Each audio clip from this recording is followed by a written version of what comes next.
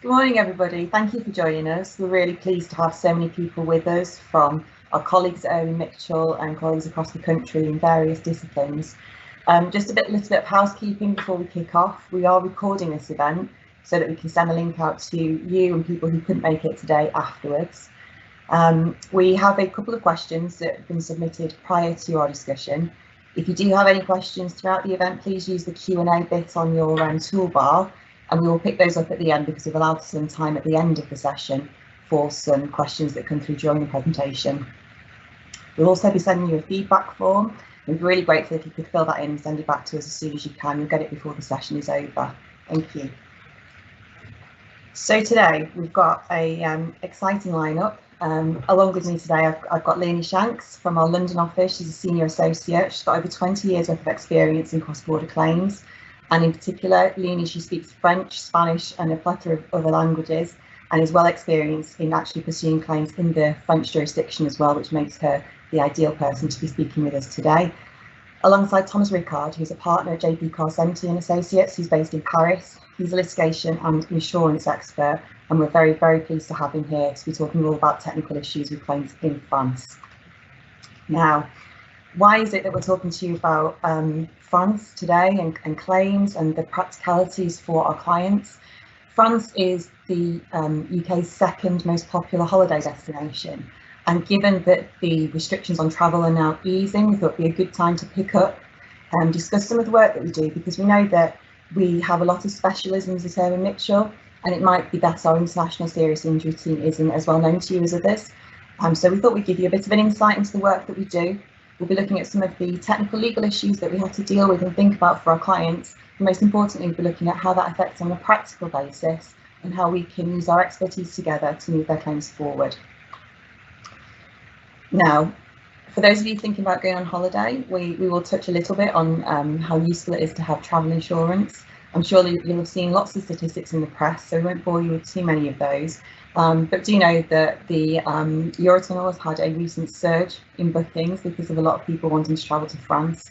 The climate, the culture, the proximity makes it a very attractive holiday destination.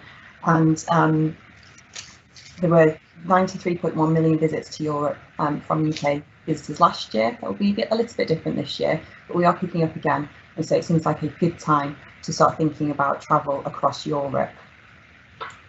And if you could have the first slide, please. Leane is going to present a case study. We'll separate it into little bits. We'll put the screen up so that you can digest the information, and we'll talk about some of the topics that our clients face and that we've had to look into for them. I'll hand over to Leane. Thank you. Thanks, Cheryl. So we thought it would be helpful if we could illustrate some points of French law that you need to be aware of by using a case study. So the case study we have is actually coincidentally quite similar to a case I'm dealing with at the minute for a couple who were effectively returning home to England from their second home in France, and they were going back to their hotel and they were knocked down while crossing the road. In this particular scenario, we also have, in addition to Greg and Rachel, their two children who were knocked down with them. So one of the first things as lawyers when someone comes to us about a case, and we know that the applicable law is the law of a country that's not our normal jurisdiction, is what's the limitation period going to be? Some countries, for example, like Spain, we know it's very short. Other countries, we know it's longer. So it's very important to know what the limitation period is. And one of the good things about France is that it's a long limitation period. It's normally 10 years, but I thought it might be quite useful to ask some questions of Thomas as to any particular facts in this scenario that might mean it's a shorter limitation period. For example, we're dealing with two children here. So how Thomas, might that affect the limitation period? Thanks, Leanne. As Cheryl said, France is the second most visited country, and travel insurance is a matter of anticipation. And I have to say, we worked with Leanne and Cheryl for years.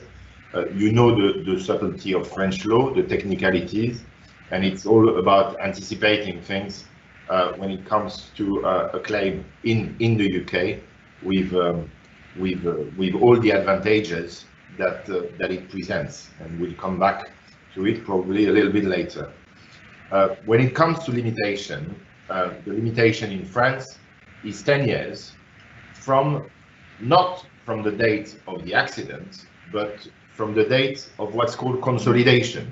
Consolidation is the moment where the victim's condition has stabilized. It means that it won't deteriorate, and if it deteriorates, it kickstarts another period of 10 years for a claim for aggravation.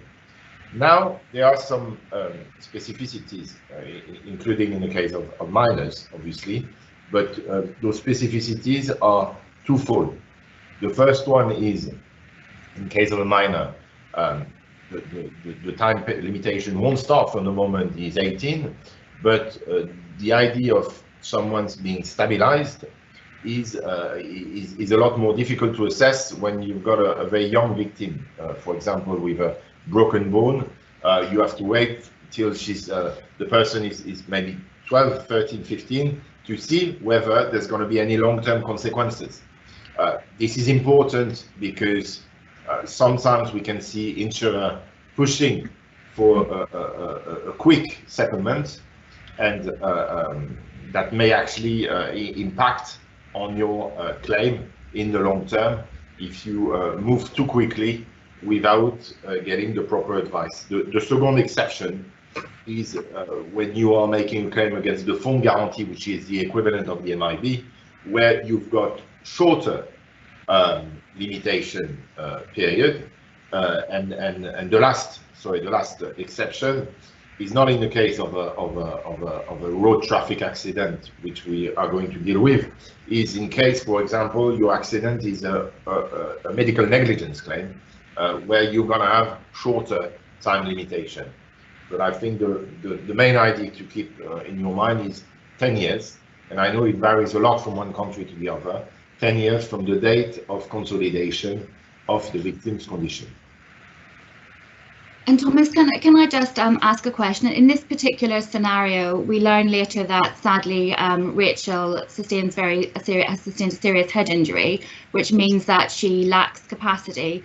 Would that affect the limitation period under French law when time starts to run, for example? No, it won't impact on it. It will impact on how you bring the claim, actually.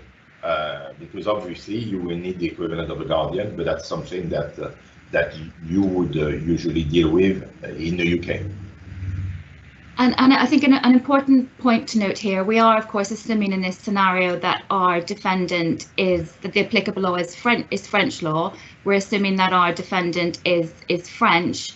And it's an important point just to bear in mind that if, for example, your defendant were to be domiciled in England, and again, we're assuming for the purposes of this present scenario that our claimants are domiciled in England, that in that scenario you would actually be looking at an English limitation period. So you need to be careful not just automatically to assume that because the accident happened in France that you will always be dealing with a French limitation period. It's always important that you consider carefully who your parties are and what the applicable law is. So thank you very much for that, Thomas. If I may add something, Leanne, as you explained, you would have technically the choice to make the claim in France or in England, but there are a huge difference in terms of cost, which are not recoverable in France, and some law firms like mine consider that it's almost a conduct issue for the case to be trialed in the UK, not in France. So even if the claimant might be keen to settle in France because that would be easier, I think for the claimant's interest, it would be the lawyer's duty to recommend to go to the UK for the litigation. Yeah, that's an interesting point, and it brings us on quite neatly to the next point, which we wanted to address, was effectively the choice of jurisdiction. As Thomas has said, in this particular scenario, the claimants would have choice of jurisdiction. Traditionally, they could only, well, until Mr. Odenbright came along and changed the world for everyone, they could traditionally only bring their claim in France. Now they can bring their claim, they have the possibility of bringing their claim in England, and that's something that you need to look at carefully as to what is better for your client. And as Thomas has said, generally speaking, England will be a better jurisdiction for an English claimant in this scenario. The main reason really being the recoverability of costs. certainly my experience of dealing with cases that were pursued directly in France is that you generally don't recover your costs, and if you do get anything awarded in terms of costs, it will really be a very modest amount. I think the most I ever got was once maybe 10,000, 20,000 euros. So when you consider the level of cost that you incur in bringing a personal injury claim, the amount of evidence that you have to obtain and how expensive that is, you can see very quickly the advantages there are to bringing your claim in England, because your client is ultimately going to end up being able to keep more of their compensation, which is what which is the aim at the end of the day, to ensure that our clients get the compensation they need to pay for the treatment that they're going to need for the rest of their lives. And another advantage of being able to bring your claim in the English jurisdiction, from my experience, is just the familiarity of the court process, the people involved, the language. It's quite traumatic enough for an individual to have suffered an accident abroad and to have ended up in a foreign hospital and then had to deal with their treatment, to then have to deal with a legal process in another country, in another language, which quite often will involve them having to go back and be examined by doctors there, is really quite stressful. So if there's any way that you can bring your client's claim to the English jurisdiction, it's definitely something that you could consider. And thankfully we are presently still able to do that. I think it's also important to say, and again Thomas can maybe comment on this, even though French law is the applicable law in this case, and we will get French levels of damages, one of the advantages of bringing your claim in England is you get what I often call to as French damages à l'anglaise, because you essentially get the benefits of the French system, French recoverable heads of loss, the notion under French law that there's no duty to mitigate your loss, but you still get the advantage of an English judge looking at that and an English judge looking at the evidence in an English way. And perhaps Thomas could just briefly explain how a French court might look at that, so we can really fully appreciate how much more advantageous it is to be able to bring that claim in the English jurisdiction. Thank you.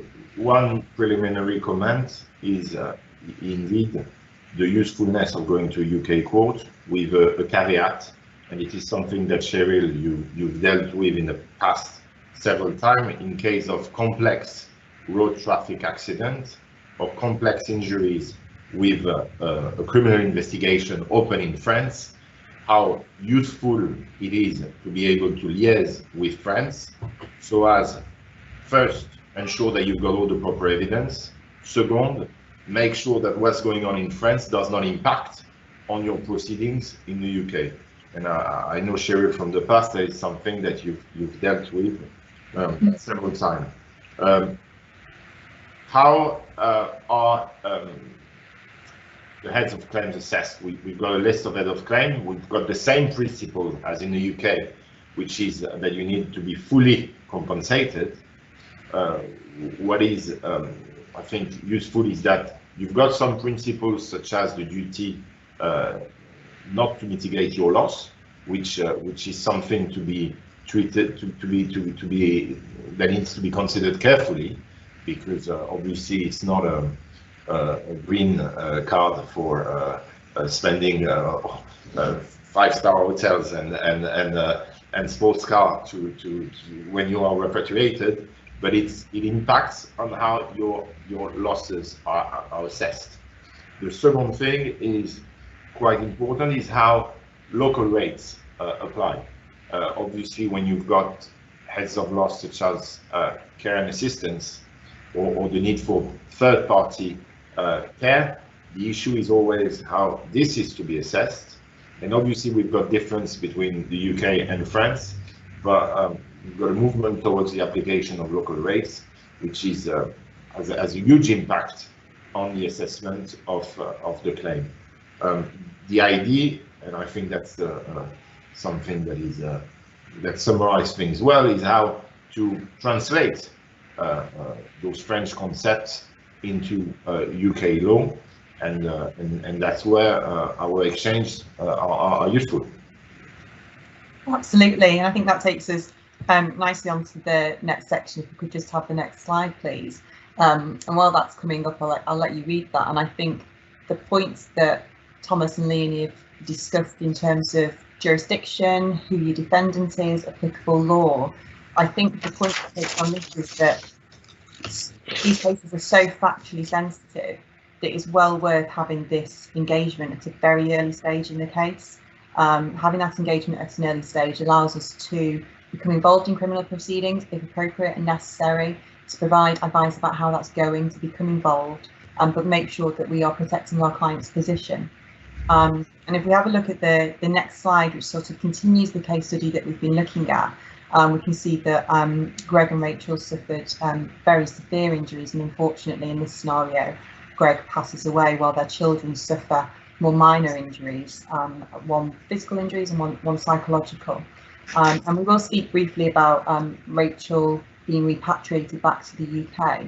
But I think this raises an important question, Thomas, in terms of when we're looking at these claims and where we might bring them, and whether we have a choice of defendant which might impact whether French law applies or English law applies to how much compensation our injured claimants are entitled to, or their families. In terms of bereavement damages, Thomas, I wonder if you wouldn't mind taking us through that, because I think that's quite different under French law than it would be under English law. Exactly. A small point maybe before touching on bereavement damages is and it follows up my previous comment on how French principles are translated into before UK court. Usually the type of questions you ask our input on is liability, which we sometimes comment on, and we'll touch on this later with the loi Badinter, but also on quantum. And our assessment is then quite limited, because providing the quantum report is not giving you an advice. It is we can give guidance to the court on how we can apply principles of quantification. We can use the medical reports available. There are issues with the whole mutuelle de Poitiers decisions, or are complex issues that you deal carefully when drafting your schedule of loss. And it's all about translating principles from one, I would say, legal philosophy to the other. When it comes to bereavement damages are part of what we call the damages for the victime par ricochet. That's most of the time the key issue. Victime par ricochet are people who, relatives, for example, or who are indirect victims. Victime par ricochet can benefit from 4 types of damages. The loss of income, for example, if you, in this case, one husband suffering from the loss of income of his wife, the fees associated to that, the cost associated to this loss. And then there are 2 of them, the préjudice d'affection and the trouble dans les conditions d'existence. Bereavement damages are part of this. They are quite specific, because obviously I don't think they exist as such in the UK. The amount can go from a few thousand euros to 20 or 30,000 euros, which is quite substantial. But the key point is who can claim. Does it have to be your wife, your husband? Is there a need for a legal link between the claimant and the person who died? And French law, taking a rather, I would say, light stance, has decided that you do not need to be married to make such a claim. So technically, you can claim for your lover's death, and that is something where the French, with their famous unfaithfulness, have impacted this in the schedule of loss. But more seriously, it is something that you need to carefully consider, because sometimes you can see in cases people forgetting some of the potential claimants, or bringing them in the case at a later stage, at a stage that is too late, which always is not very serious. But identifying who can claim is indeed one of the key factor when making an international claim with France. Thank you, Thomas.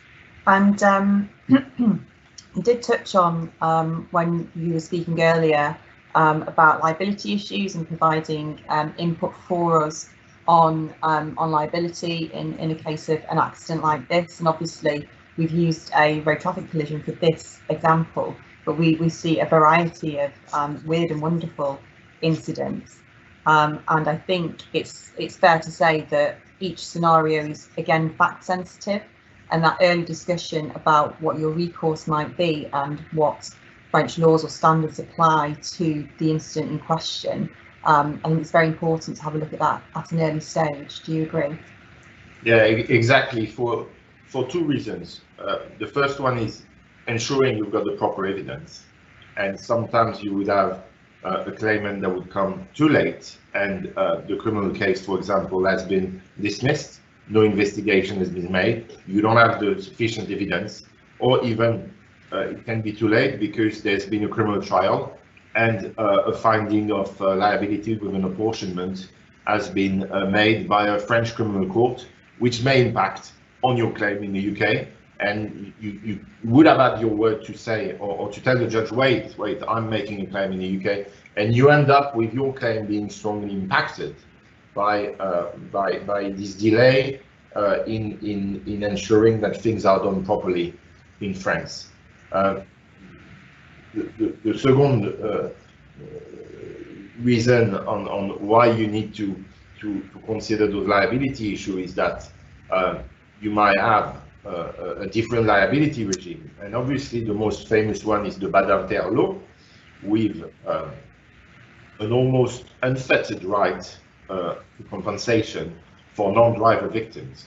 But it is something that needs to be assessed carefully, because in case of cyclists, for example, in case of subtle cases, more difficult cases with, for example, the issue of seat belts, the issue of whether there was an issue with the car, for example, you might have another type of claim which may help you to identify another type of defendant which has a key issue of on your claim. Thank you. I think then that probably leads quite neatly on to the next point that which we wanted to discuss, and which Thomas had mentioned briefly as well, which were ricochet victims, or what we would probably term in England secondary victims. I mean, certainly under English law, the category of secondary victim is quite restrictive. It is quite limited. There have been various attempts over the years to try and widen that, and there's been a recent decision recently in a clinical negligence case in England where that has been widened slightly, but it is still relatively restrictive in terms of who can bring a claim as a secondary victim. But my experience is, again, that French law is much more generous in terms of recognising who might have a claim in addition to the primary victim. And I think Thomas's use of the word ricochet explains perfectly how French law basically really very much deals with that. They don't consider just the effect on the primary victim. They consider how the primary victim's very serious injuries can ricochet onto other family members, meaning that they too have claims. For example, I have a case at the minute, and maybe Thomas can explain to us a little bit how that would work, where my client was very seriously injured in an accident in France. She's got a head injury, and her husband's life has been very much turned upside down because of that. So he has become her carer. But my understanding of the position under French law is it's not just that we can bring a claim for the care, but we bring a claim. The husband can also bring a claim for the fact that his life has been so adversely affected by his wife's very serious injuries. And he can do that notwithstanding the fact that he wasn't there, he didn't see the accident, just simply by the fact that his life has been adversely affected. Perhaps if you can just explain a little bit, Thomas, as to how that works under French law. Exactly. So you're going to have two types of heads of loss. The first one being the préjudice d'affection, which is, I would say, not the bereavement damages, but the sort of moral damage for your loss, how you're affected by what happened morally, psychologically. The second type of damage is the trouble dans les conditions d'existence. Technically, how you are impacted in your daily life. For example, the fact that you leave someone with a disability, the fact that you need to help this person, the fact that, and sometimes it is the case with neurological damage. And I can give you a simple example. You're going to have a child with a neurological damage who might actually not be really aware of what's going on. His parents, who were not at the site of the accident, might actually be morally very impacted because of their awareness of what their child is going through, because of their awareness of what their child will not achieve, which is something that is compensated through the two heads of loss that I mentioned. So I would say you need to start with the idea of a full compensation, and French law has developed those heads of claim to ensure the moral damage as such is compensated, but also in more pragmatic terms, how you are impacted in your daily life. Because obviously it's not only going to be about carers, third-party nurses, hospital, it's also about what's around that and how you are yourself affected as a family member. The list of the victims par ricochet is not limited, as explained. And it can be your parents, your uncle, your cousins, but also in some instances, your friends.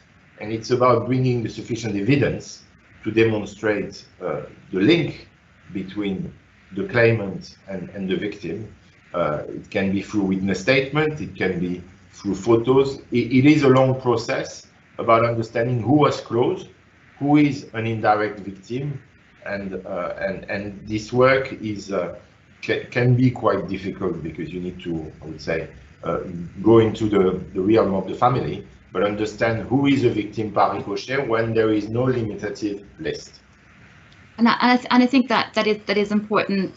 That's an example of a case where it is important really to understand French law and to understand how it works, because from an English lawyer's perspective, we would never think that a claim could be brought by a family member who had not been at the scene of the accident, who maybe didn't even find out about the accident until many months later. So I think it is important. And another important point I think to make is that you can be a primary victim and a secondary victim at the same time. I have a case where it's a couple, and one of the wife was seriously injured again. The husband was himself injured, but he has a claim for his own injuries, but he also has a claim as a secondary victim. And I think it's very important not to forget that, because it's another head of loss to which he's entitled.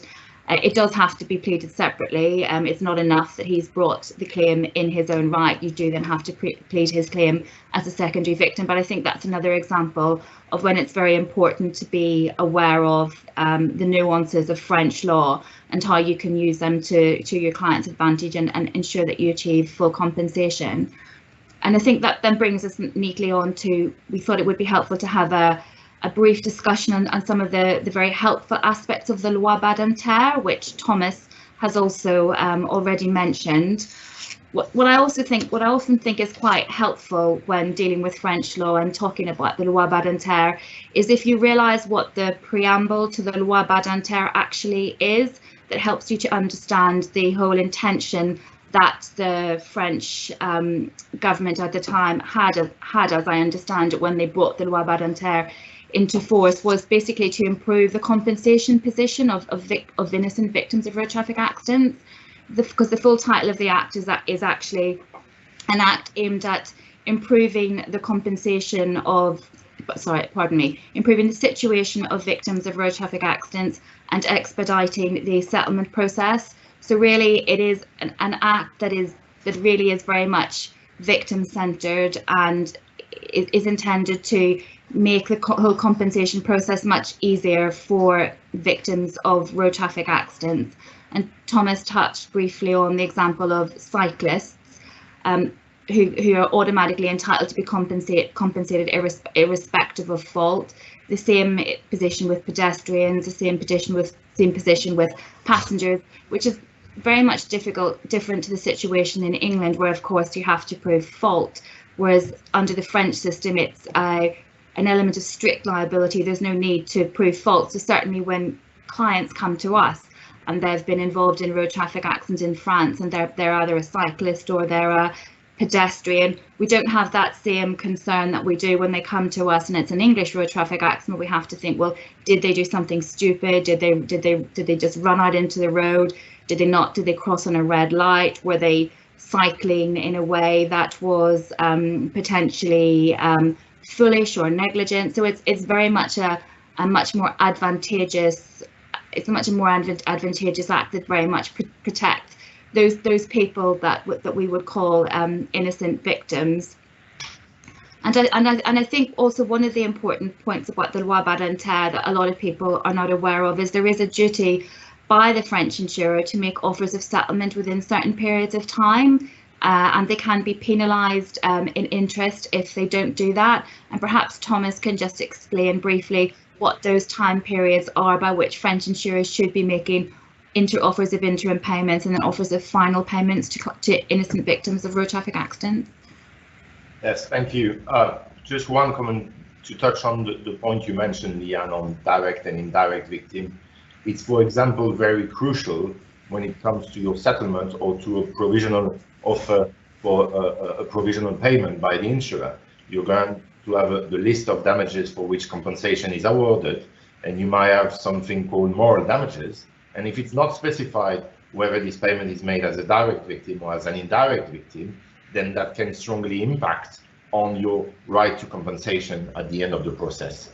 Coming back to the loi Badinter, which you mentioned, it is indeed a law that is not about liability, but a law about compensation, which is something that is crucial and often misinterpreted. When it comes to your right to compensation, it's almost unfettered when it comes to a cyclist, for example. The idea being that the non-driver victim could have his compensation reduced if it's the exclusive cause of the accident. And to my knowledge, we have no cases that meets this criteria in the last 10 or 15 years. When it comes to the duty that is imposed on the insurer to make you an offer, technically this duty exists from the moment the insurer has the possibility to make this offer. So obviously, in most cases, they will explain that they did not have the information to make such offer, which explains that most of the time the offer is and the interest only run from the judgment and not from before. So it is something to keep in mind, because the clock can be ticking, and it is a way when you are negotiating with the insurer to say, I've given you all the information so that you make me an offer. However, when it comes to complex cases, and it is something that your firm has dealt with several times, you may have an issue with appointing valuation experts, with appointing a medical expert, and obviously this is to be done in the UK, not in France, and maybe we'll have time to talk about that, but you might have an insurer that is keen to appoint this expert in France, which is a way to attempt to drag the case back to France, something that needs to be resisted, and the case law is clear on this. But the insurer, to summarize things, has the duty to make an offer with, I would say, the clock ticking. I think it's 90 days from the moment he has all the elements in his possession. However, in practice, this is something to consider with caution, as the clock may be ticking differently. And I think an important point to note there is it's always good as a negotiation tool where French insurers haven't made offers within those timelines to remind them that they are potentially liable to penalty interest under the loi Badinter. I mean, certainly my experience from French insurers, especially with dealing with claims in England, is that they're very reluctant to make interim payments, even in those cases where there's clearly, you know, they fall clearly under the loi Badinter. The claimant is a cyclist, a pedestrian, or a passenger, and the loi Badinter is clear that they are entitled to be compensated. But French insurers, for some reason, seem to be very reluctant to make interim payments, which I think brings us on nicely to the next slide, when Cheryl was going to talk about getting interim payments out of foreign insurers, and particularly French insurers. Thank you. So in our scenario, we've got Rachel, who has suffered very severe injuries. She has been repatriated home, and I think just to touch on the point that I raised at the beginning, in terms of practical guidance for people who are travelling, obviously we sincerely hope that these scenarios don't arise very often at all. But I think it's absolutely crucial, especially in the current climate where people have been a little bit more aware of the benefits of having travel insurance. We have seen clients who have suffered very, very severe injuries abroad, and they haven't had travel insurance, and so their families have had to crowdfund to get them home, raise loans against properties. So it's just a practical point. If you're speaking to friends, family, colleagues who are going on holiday, you know, I don't think we can stress enough the benefit of having insurance. Before we even look at whether they can claim compensation, let's make sure that they can get medical treatment immediately and get them home, so that they can start having the rehabilitation that they need. And here we've got Rachel, who she doesn't have capacity to deal with her own affairs. She's very, very severely injured with a brain injury, and she will never live a fully independent life again. And yes, we'll come on to interim payments very shortly, but I think on a practical level as well, our early intervention, we've spoken about it in a technical sense in terms of the points that we need to look at, if there are criminal proceedings, evidence, if we need it in terms of liability. But looking at the family as a whole, I think it's really helpful that French law does provide for other members of the family in a way that English law doesn't. And what we can try and do to try and bridge the gap is look at practical assistance that we can offer to Irwin Mitchell's clients. So we can speak with our client liaison managers to make sure that our clients are getting access to the state provided input that they deserve while we're waiting for an interim payment, and we can signpost them and family members. It's really crucial to think about family members on a practical level as well, in terms of access to counselling, or if they need access to benefits if they're not working because they're looking after their very severely injured spouse or child or other family member. We have specialist teams who can help us start to provide for the future. So we can look at our corporate protection team if somebody hasn't got capacity, as is the case here, and we can look at whether we need to provide for any other advice. There might be properties that are involved. We might need to look at wealth management in terms of covering the fact that somebody isn't working, and we can look at the whole variety of peripheral points that families need advice on at a time of crisis like this. And we have a network of colleagues across Irwin Mitchell who can help with all of that. But then coming back to the injured victim, in terms of Rachel, the usual exercise that we would want to carry out is that we want to early access to an interim payment so we can carry out an immediate needs assessment, see what she needs to maximise her recovery. I'd be really interested to hear from you, Thomas, in terms of the point that Leane made, because it's my experience too, is that French insurers are not so quick to provide that early interim payment. Yes, indeed. And one of the issues is sometimes, and you know it, to bring evidence to show that those payments are needed to facilitate and improve the recovery. It might be crucial in case of head trauma or neurological damages to get the person with the right treatment quickly, and the first month are absolutely key. And in that respect, even though the process can be slow, we've known insurers to be quite receptive to that when they are shown the evidence showing that indeed treatment is needed quickly, even though we haven't reached consolidation, even though we haven't reached stabilization, to improve the level of recovery, to minimize actually the damage in the long run. those payments are needed. And the issue again is to bring the sufficient evidence, to have a good knowledge of what's going on in France, because, for example, in case of road traffic accidents, insurers have access to some of the police file directly through a web server, which gives them some information on what's going on. In case there is a criminal investigation, they do not have this evidence. However, you can obtain it and disclose it under certain conditions for the civil claim in the UK to facilitate recovery. So it's all about this dialogue, I would say, between our two jurisdictions to ensure that you can get those provisional payments promptly without the jurisdictional or legal hurdles that may exist in France. Thank you. And I think while we will come on to questions later, that there has been a question that comes in that I think fits nicely into this discussion in terms of, you mentioned the evidence for the insurers about facilitating the needs.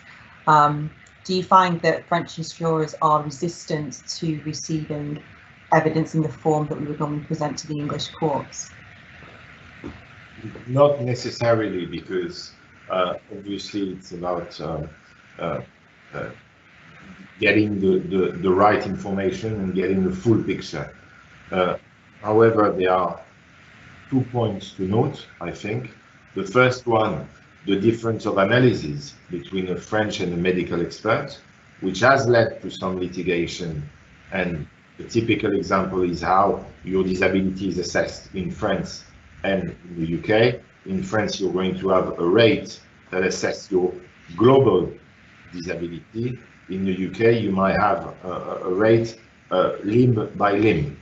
The second point to note when it comes to how those evidence are received by French insurer is it might be tempting to drag the case back to France by getting an expert appointed in France and getting the case trialed in France.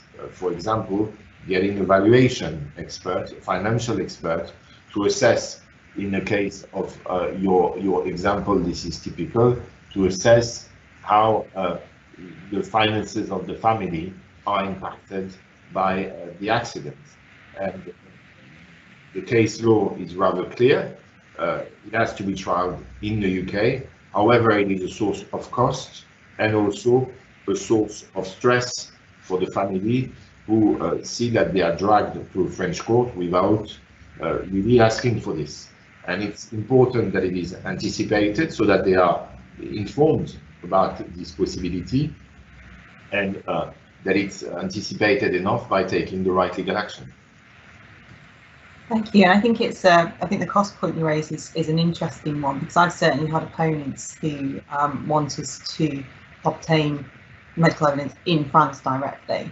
And is this something, I know that we have spoken about this, if we want to get a preliminary medical report, and we very much want that from an English expert, because while we're obviously providing a report to the court, we also want to know at a practical level what is available to the client in terms of rehabilitation and therapy, and we very much need somebody who's familiar with the English system to report on that. In terms of getting that English medical report and then demonstrating what that translates to in terms of quantification under French law, is that something that French lawyers can advise on? Do we need a French medical expert as well? Obviously, some French lawyers try to, but I would never give a medical opinion. We know, and you know, the right experts who are familiar enough with UK concepts, with rehab centers in the UK. COVID has impacted things, but we have our set of medical experts who are in London or in Manchester or in Birmingham once every month, once every 2 months. For complex injuries, I think any expert would go and have an in-person meeting with your client to see where they are, to see how long they're going to stay in hospital. And it's needed to anticipate that, because the insurer might probably do the same work on their side. And even though we know the legal hurdles with some of the court decisions that have limited the use of French medical expert, we can also see a shift, I would say a pragmatic one, to ensure that we've got the best picture of the damage and the most adequate compensation.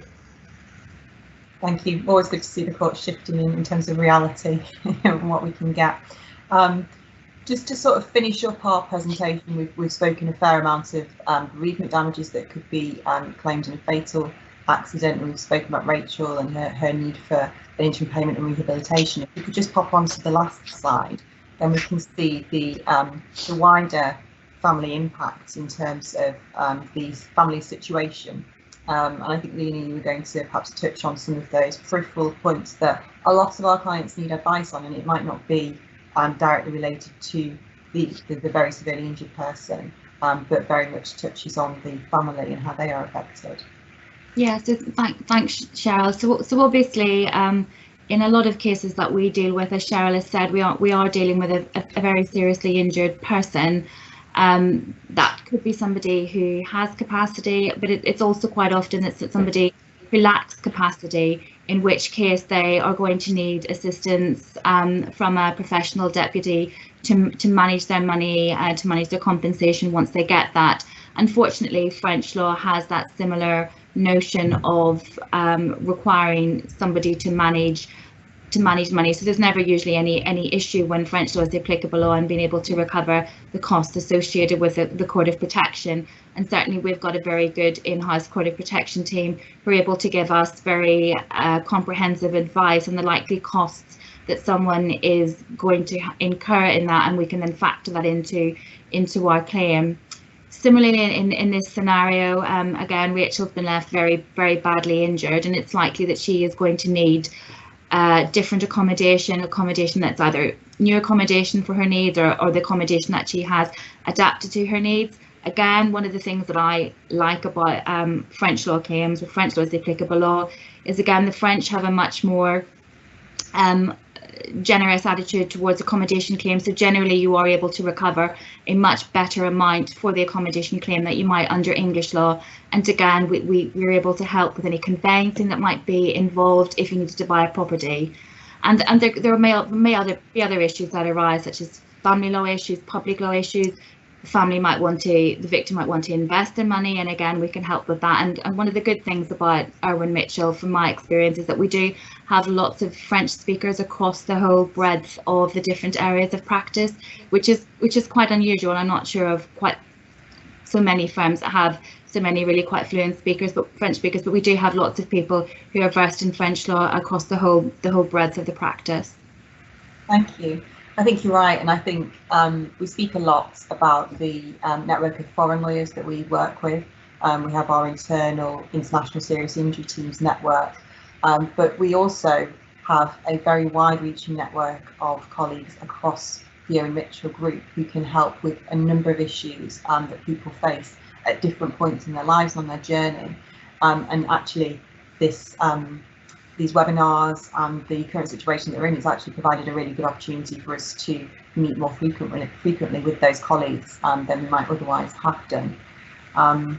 Thank you. So we have about 10 minutes left. We've got a couple of questions that we can cover. If anybody does have a question, please, if you want to put that in the Q&A. In case we don't get to it, happy for you to leave your name and your email address, and we can come back to you separately. If you'd like a riveting discussion on the technical aspects of French law, we'll be happy to pick that up with you separately as well. We've got a couple of questions, and I think this is one that you and I discussed before, Thomas. If you wouldn't mind picking it up, please. We've spoken about rehabilitation, and I know in my experience in countries outside of England, the concept of a case manager isn't as widely accepted, and I often find myself explaining what that is to a foreign defendant or a foreign court. What is the attitude towards case managers in France? Are they well known? So, indeed, it doesn't exist as such in France. You would have a guardian who would most of the time act on a voluntary and gratuitous basis, or a court-appointed guardian who would be compensated, but with a almost symbolic sum of money. The issue then is whether this head of claim, which does not exist as such in France, is compensable.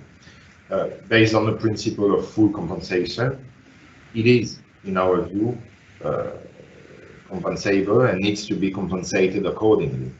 The issue is that, of course, we do not have cases that concerns this heads of claim as such.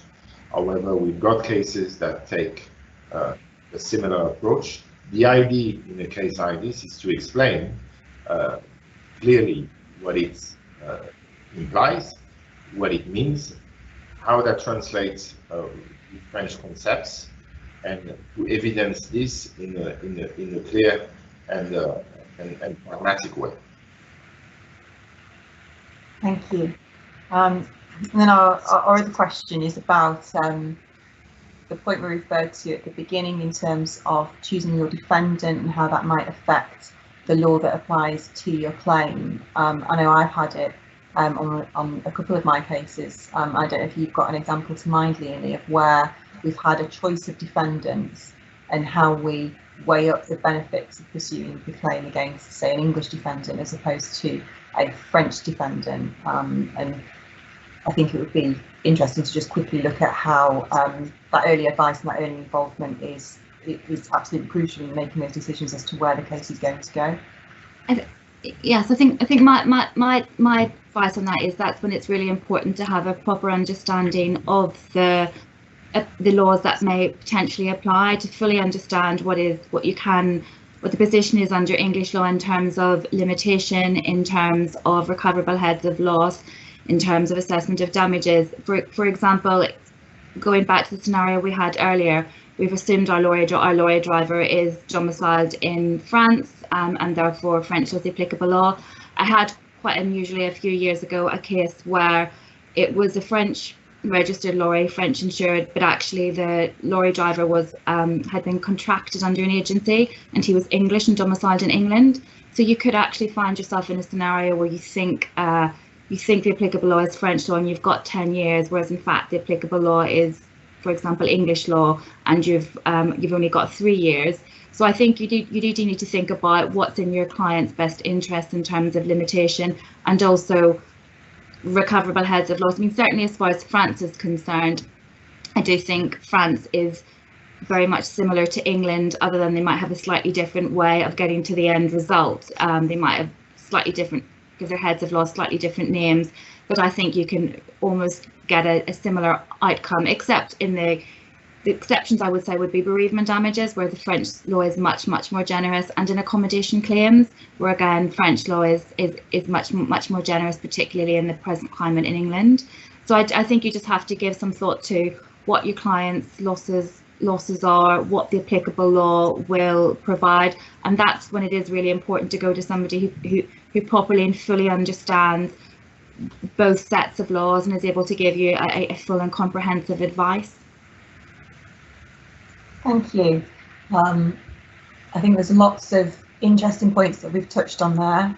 It's been a bit of a whistle-stop tour on our first virtual trek exploration in our virtual world, and we could be, as I say, we're more than happy to pick up on any of these points in depth with anybody who does have any questions or would just like to facilitate that discussion. We do have a couple more of these discussions planned where we'll be focusing on different countries. I think our next stop towards the end of the summer will be Spain. So we hope that you found this interesting and that you will join us for that. If you do have any points that you would like to see us cover, please do fill in the feedback forms and send those back to us. Otherwise, we'll leave a slide with our contact details on it for you to contact us separately should you wish. And we hope that you have a great day, and thank you for joining us. Thank you. Thanks. Bye-bye.